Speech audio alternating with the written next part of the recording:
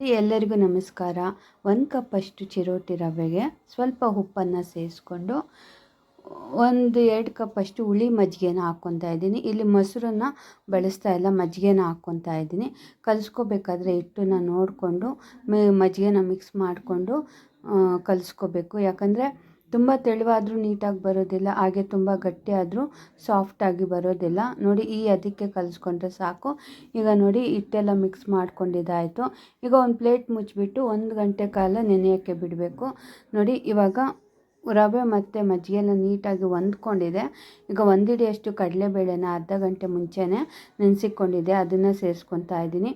ಮತ್ತು carrot, ತುರಿದಿಕೊಂಡಿರೋಂಥ carrot, ಹಸಿಮೆಣ್ಸಿನ್ಕಾಯಿ ಖಾರ ನೋಡಿಕೊಂಡು ಕಟ್ ಮಾಡಿಕೊಂಡು ಹಾಕ್ಕೊಳ್ಳಿ. ನಾನು ಒಂದು 4 ಹಸಿಮೆಣ್ಸಿನ್ಕಾಯಿನ ಹಾಕ್ಕೊತಾ ಇದ್ದೀನಿ. ಸಣ್ಣದಾಗಿ ಹೆಚ್ಚಿಕೊಂಡಿರೋಂಥ ಈರುಳ್ಳಿ, ನಿಮಗೆ ಬೇಕಾದರೆ ಬೀನ್ಸು, ಕ್ಯಾಪ್ಸಿಕಮ್ಮು, ನಿಮ್ಗೆ ಇಷ್ಟವಾದ ತರಕಾರಿನೂ ಸಣ್ಣದಾಗಿ ಕಟ್ ಮಾಡಿಕೊಂಡು ಸೇರಿಸ್ಕೊಂಡು ಮಾಡ್ಕೋಬೋದು.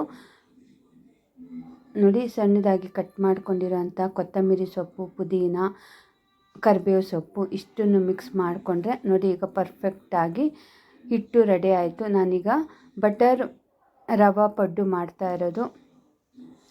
ಈಗ ಹೆಂಚಿಗೆ ಸ್ವಲ್ಪ ಎಣ್ಣೆನ ಹಾಕ್ಕೊಂಡು ಈಗ ಒಂದೊಂದು ಸ್ಪೂನ್ನೇ ಹಿಟ್ಟನ್ನು ಸೇರಿಸ್ತಾ ಹೋಗಿ. ನೋಡಿ, ತುಂಬಾ ಸುಲಭವಾಗಿ ಮಾಡ್ಕೋಬೋದು. ಈಗೆಲ್ಲ ತುಂಬ ಜನ ಅನ್ನ ತಿನ್ನೋದು ಅವಾಯ್ಡ್ ಮಾಡ್ತಾ ಇದ್ದಾರಲ್ವ, ಆ ಥರ ಸಮಯದಲ್ಲಿ ಈ ಥರ ಈಸಿ ರೆಸಿಪಿನ ಮಾಡಿಕೊಂಡ್ರೆ ಹೆಲ್ದಿ ಫುಡ್ಡು. ಯಾಕಂದರೆ ಎಲ್ಲ ತರಕಾರಿ ಎಲ್ಲ ಹಾಕಿ ಮಾಡಿರೋದ್ರಿಂದ ತುಂಬಾ ಆರೋಗ್ಯಕ್ಕೂ ಒಳ್ಳೆಯದು, ತುಂಬಾ ಸುಲಭವಾಗಿ ಮಾಡ್ಕೋಬೋದು.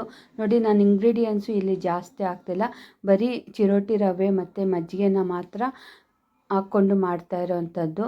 ಸುಲಭವಾಗಿ ಮಾಡ್ಕೋಬೋದು. ಟೇಸ್ಟು ಅಷ್ಟೇ ತುಂಬಾ ಚೆನ್ನಾಗಿರುತ್ತೆ.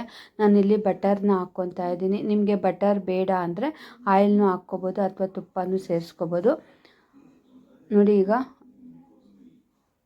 ಬಟರ್ನ ಸೇರಿಸ್ಕೊಂಡು ಬೆಣ್ಣೆನ ಹಾಕ್ಕೊತಾ ಇದ್ದೀನಿ.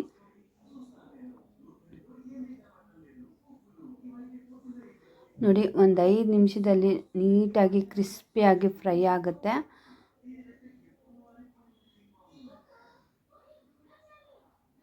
ನೋಡಿದ್ರೆ ತುಂಬಾ ಸುಲಭವಾಗಿ ಮಾಡ್ಕೋಬೋದು. ನೀವು ಮನೆಯಲ್ಲಿ ಮಾಡ್ಕೊಳ್ಳಿ, ಕಮೆಂಟ್ ಮುಖಾಂತರ ತಿಳಿಸಿ ಯಾವ ರೀತಿ ಬಂದಿದೆ ಅಂತ. ಈ ವಿಡಿಯೋ ನಿಮಗೆಲ್ಲರಿಗೂ ಇಷ್ಟ ಆದರೆ ಪ್ಲೀಸ್ ಫ್ರೆಂಡ್ಸ್ ಲೈಕ್ ಮಾಡಿ, ಶೇರ್ ಮಾಡಿ, ಸಬ್ಸ್ಕ್ರೈಬ್ ಮಾಡಿ, ನನ್ನ ಚಾನಲ್ನ ಫಾಲೋ ಮಾಡಿ. ನೋಡಿ, ತುಂಬ ರೋಸ್ಟಾಗಿನೂ ಮಾಡ್ಕೋಬೋದು, ತಿನ್ನೋಕ್ಕೂ ಅಷ್ಟೇ ರುಚಿಯಾಗಿರುತ್ತೆ. ಒಮ್ಮೆ ಈ ಥರ ನೀವು ಮಾಡ್ಕೊಳ್ಳಿ, ಮತ್ತೆ ಇದೇ ಥರ ಪಡ್ಡು ಮಾಡ್ಕೊತೀರಾ. ನೋಡಿ, ಸೂಪರಾದ ರವಾ ಬಟರ್ ಪಡ್ಡು ರೆಡಿ ಆಯಿತು.